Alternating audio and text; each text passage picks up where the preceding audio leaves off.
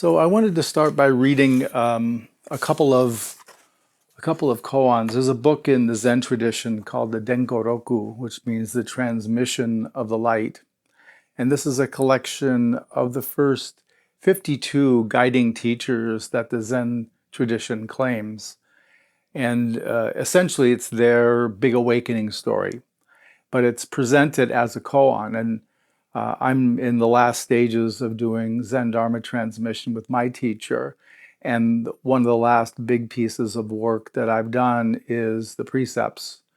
And in our lineage, there's 200 precepts, 200 koans that you undertake about the precepts, the different applications of them and meaning, and different levels of meaning.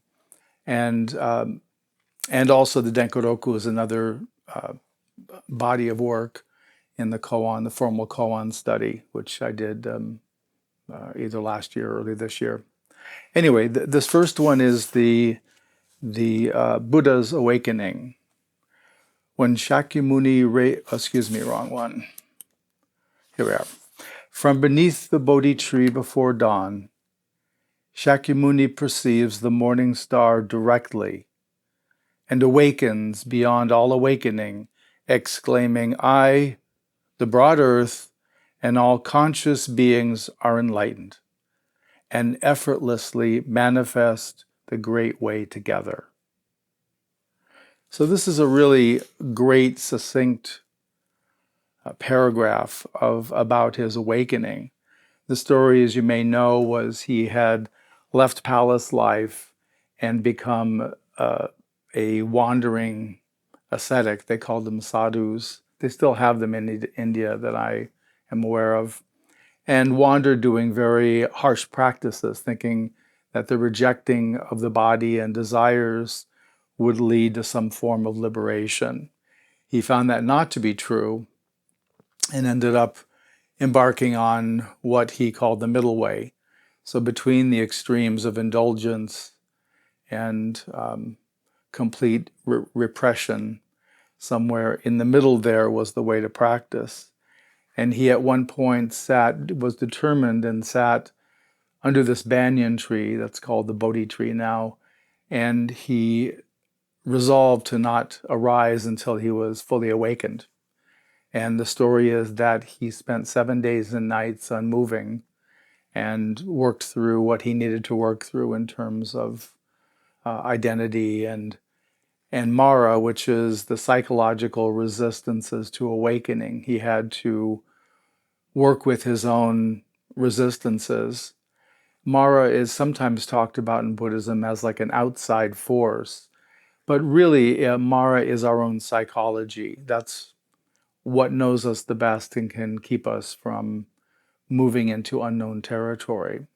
So the issues of Mara resolved, and the Buddha, when the morning star rose, awakens beyond all awakening. And that means awakens beyond all concept of awakening, all ideas of awakening, exclaiming, "I, the broad earth, and all conscious beings are enlightened." He doesn't say will be enlightened. He says are enlightened. And this is where it's a foundational understanding in the Zen tradition that all beings are already awake.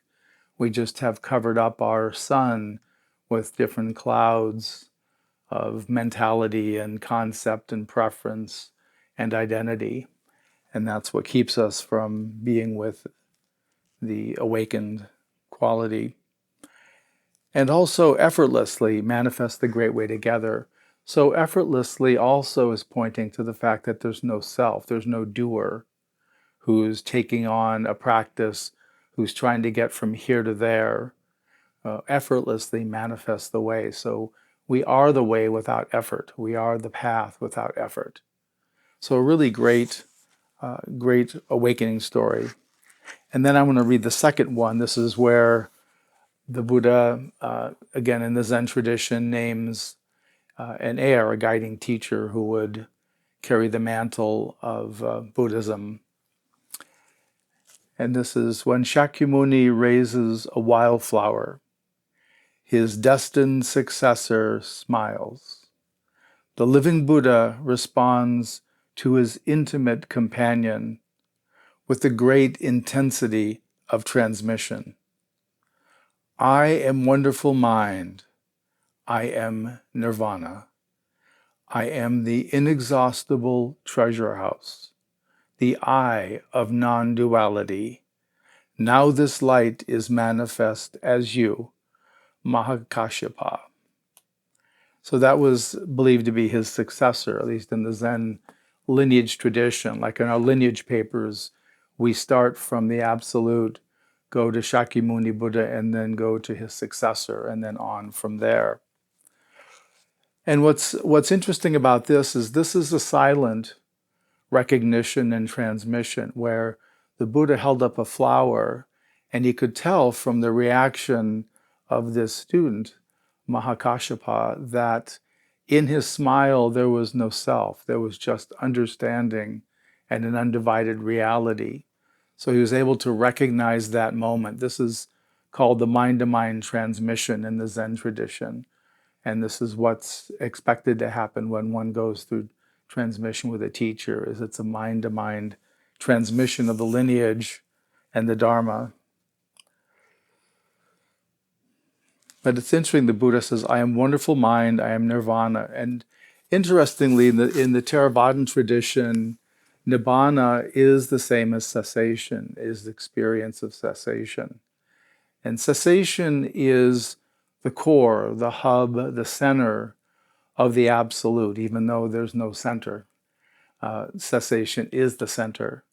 And it's called cessation because all materiality and mentality cease. So materiality, anything that has form, even formlessness, goes away, stops, ceases.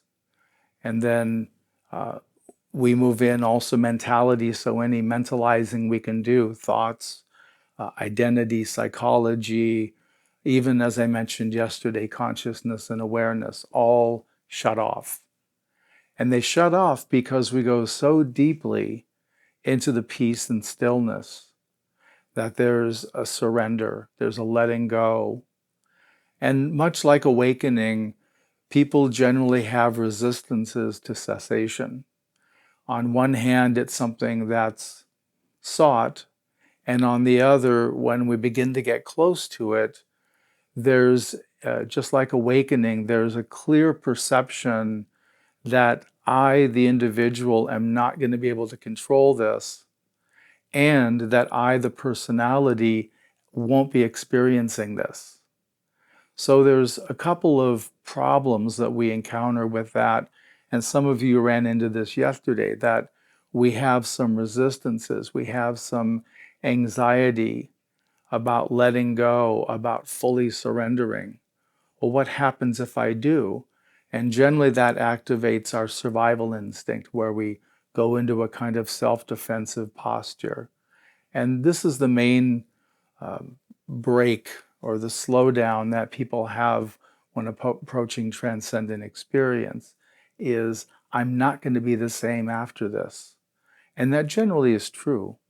So it isn't that it's an inaccurate perception, and it isn't inaccurate to say the self doesn't go along on the trip. That's a true statement too. But you can see where the personality is just so used to running the show and directing everything that it's a real loss of power, and there's a lot of fear in that. So it takes time, and this is where we also practice with the heart practices. Today we'll focus on presence and love, on the manifest functioning of the Absolute. And that's why the Absolute has both the absence, the emptiness, the deep, deep emptiness, and also has the presence and love. Because with that unconditioned love, we can soothe these places of resistance, of fear, and we can relax, and we can learn to trust. As we go deeper and deeper into the absence, we find nothing bad happens, and there seems to be a pleasurable benefit. We seem to understand more.